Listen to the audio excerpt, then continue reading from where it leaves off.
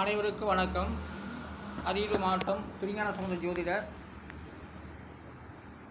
நவக்கிரக தமிழ் எண்ணியல் ஜோதிடம் தொடர்பாக வார்த்தை அடிப்படையில் வார்த்தைகளில் சொல்லப்பட்டு வருகின்றேன். ஜாதகப்படை எப்படி எழுதப்பட்டது என்பது தொடர்பாக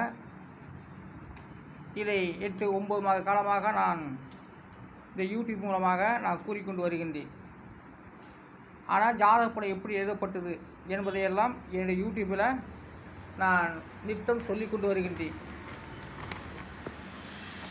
பாசனம் என்ற வார்த்தைக்கு 4 எழுத்து.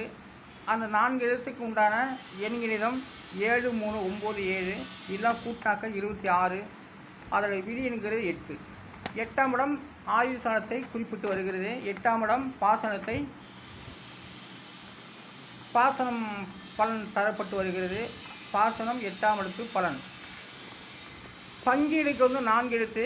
அந்த 4 எழுத்துக்கு உண்டான எண்களிடம் 9, 8, 9, 7 இதெல்லாம் கூட்டாக்க 33. அதோடைய விதி என்கிறது 6. பங்கீடுக்கு 6வது எண்களிடம் விரயஸ்தானம். பாருங்கள், அந்த விரையாதிபதி இருந்தால் தான் விரையாதிபதி நம்பர் தான் எல்லாத்துக்கும் பங்கு போட்டு தருது.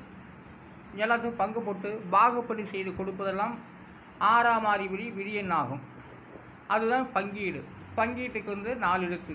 ஆனால் அதில் விதிங்கிறது 6. கலக்கிறது என்ற வார்த்தைக்கு 6 எழுத்து. 1, 4, 7, 2, 8, 9 இதெல்லாம் கூட்டாக 31. அதோடைய விதி என்கிறது 4. கலைக்கிறதுக்கு விதியின் 4. 4ஆம் இடத்து பலனை கொடுக்கப்பட்டு வருகிறது. 4ஆம் இடத்து பலன் தான் ஜாதக பலன். சுகுஸ்தானம் தாய் வீட்டை குறிக்கிறது. கலக்கிறது.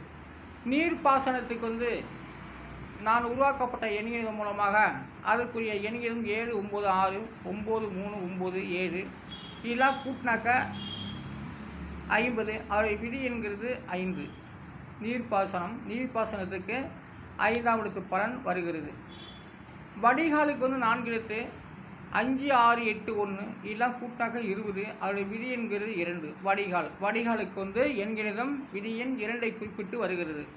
நான் உருவாக்கப்பட்ட நவக்கிரக தமிழ் எண்ணி ஜோதிட பிரகாரம் வடிகால் 2ஆம் இடத்து பலனாக வருகிறது. 2ஆம் இடத்தை நோக்கி அந்த 2ஆம் இடத்துக்கு பலன் கொடுக்கப்பட்டு வருகிறது. தடுப்பணைக்கு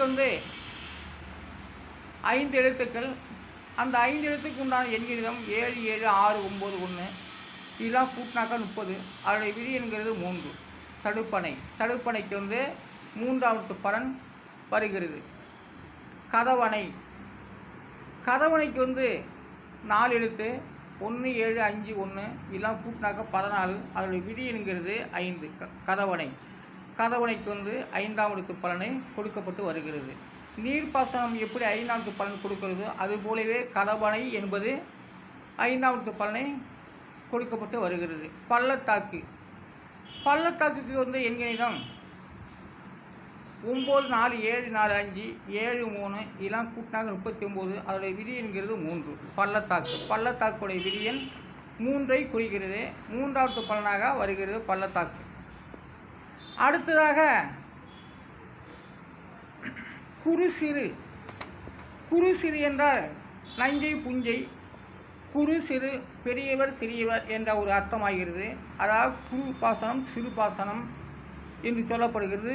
குறு விவசாயி சிறு விவசாயி என்று சொல்லக்கூடிய வேண்டிய நேரத்தில் அந்த குறு சிறு என்பது குறு சிறு 4 எழுத்துக்கள். 3, 1, 4, 1 எல்லாம் கூட்டாக 9. குறு சிறு என்பது 9ஆம் இடத்து பலனை கொடுக்கப்பட்டு வருகிறது. குறு என்பது குறு விவசாயி சிறு விவசாயி என்று சொல்கிறார்களே, அதுதான். அது 9ஆம் இடத்து பலனாக வருகிறது. விதாசானம் பாக்கியஸ்தானத்துக்கு வருகிறது. அடுத்ததாக நஞ்சைக்கு 3 எழுத்து. 8, 1, 7 இதெல்லாம் கூட்டினாக்க 7 நஞ்சை. அந்த நஞ்சைக்கு 7ஆம் இடத்து பலன் சமசப்தம் பார்வையில் வருகிறது. நஞ்சை என்பது 7ஆம் இடத்து பலன். கலத்திர சாணத்தை அடிப்படையாக கொண்டு அந்த நஞ்சை வருகிறது. அடுத்ததாக புஞ்சை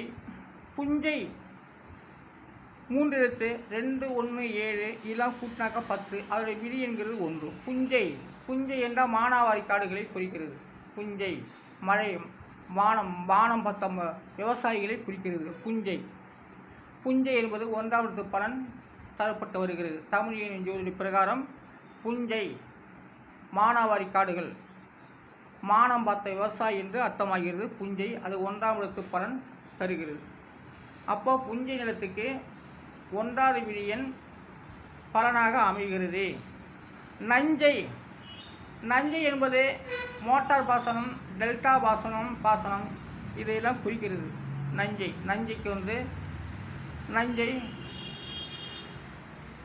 டெல்டா பாசனம், நீர்ப்பாசனம், மோட்டார் பாசனம் என்று சொல்லக்கூடியதில் தான் நஞ்சை வருகிறது. அதுதான் 7ஆம் இடத்து பலன். அடுத்ததாக குழுவுக்கு 2 எழுத்து 3, 8, 11 இதெல்லாம் கூட்டாக்க 2. குழுவுக்கு 2வது என்கிற பலனை கொடுக்கப்பட்டு வருகிறது. அடுத்ததாக மண்புழுக்கு 4 எழுத்து 1, 3, 2, 8 இதெல்லாம் கூட்டாக்க 14. அதனுடைய விதி என்கிறது 5. மண்புழுக்கு விதியின் 5ஐ குறிக்கிறது. 5ஆம் இடத்து பலனை மண்புழு பலனாக அமைகிறது. தண்டுப்புழுக்கு 5 எழுத்து 7, 3, 7, 2, 8 இதெல்லாம் கூட்டாக்க 27. அதனுடைய வெண்கணிதம் விதி எண் 9. தண்டுப்புழுங்கிறது ஒரு சோளம் சோளப்பயிர், தண்டுப்புழு அந்த சோளத்துக்குள்ளே அந்த பயிருக்குள்ளே நுழைந்து இருப்பது தான் தண்டுப்புழு என்பது அதான் விதி எண் 9. எப்படி போகுதோ தெரியல, ஆனால் அது பயிர் செத்து போகும். அதை தண்டு அரிச்சாக்க விளைச்சல் இருக்காது என்பதை தான் காட்டுகிறது தண்டுப்புழு. இலைப்புழுக்கு 5 எழுத்து 2, 8, 6, 2, 8 இதெல்லாம் கூட்டாங்க 26. அதோட விதி என்கிறது 8. இலைப்புழுங்கிறது இலைகளை அப்படியே இலையின் மீது அமர்ந்து இலைகளை ஒன்றோட தின்னுப்படும். அதுதான் இலைப்புழுங்கிறது. இலைப்புழுக்கு விதி எண் 8ஐ குறிக்கிறது. மீன் என்பது 2 எழுத்து 9, 6 இதெல்லாம் கூட்டினாக்கா 15. அதனுடைய விதி என்கிறது 6. மீன் நீரில் வாழக்கூடியது மீன். அந்த மீன் 6வது பலனை தருகிறது. விண்மீன் 4 எழுத்து 6, 3, 9, 6 இதெல்லாம் கூட்டினா 24. அதனுடைய விதி என்கிறது 6. விண்மீனுக்கு விதியின் 6. வானத்தில் வாழ்கிறது விண்மீன்கள், நிலத்தில் நீரில் வாழ்கிறது மீன்கள். மீன் நிலத்தில் வாழக்கூடியது, நீரில் வாழக்கூடியது. விண்மீன் வானத்தில் வாழக்கூடியது. விண்மீன்கள் வானத்தை விட்டு பூமிக்கு அது செத்து போகும். நீரில் இருக்கக்கூடிய மீன்கள் நிலத்துக்கு அது செத்து போகும். அதனால் அது அங்கங்கே இருந்தால் தான் அது நல்லபடியாக வாழ முடியும். அதனால் மீன் கடலில் வாழக்கூடியது, விண்மீன் வானத்தில் வாழக்கூடியது. இதுதான் பலன். மீன் 6வது எண்கணிதம், விண்மீன் 6வது எண்கணிதம், இரண்டுமே ஒன்று தான் ஸ்தானப்பலன். அப்போது விண்மீனும் 6ஆம் இடத்து பலனாக வாழ்கிறது என்பதை நான் இந்த எண்கணிதம் மூலமாக சொல்லப்பட்டு வருகின்றேன். நான் வார்த்தை அடிப்படையில் நவக்கிரக தமிழின் ஜோதிடம், தமிழுக்கு 247 எழுத்து, அந்த 247 எழுத்துக்கு தனித்தனி எண்கணிதம் கொடுக்கப்பட்டு அதை வார்த்தை அடிப்படையில் இந்த யூடியூப் மூலமாக சொல்லிக் கொண்டு வருகின்றேன். நான் அறிவியல் மாவட்டம் திருஞான சம்பந்த ஜோதிடர். நன்றி, வணக்கம். என்கிற வள்ளுவர்.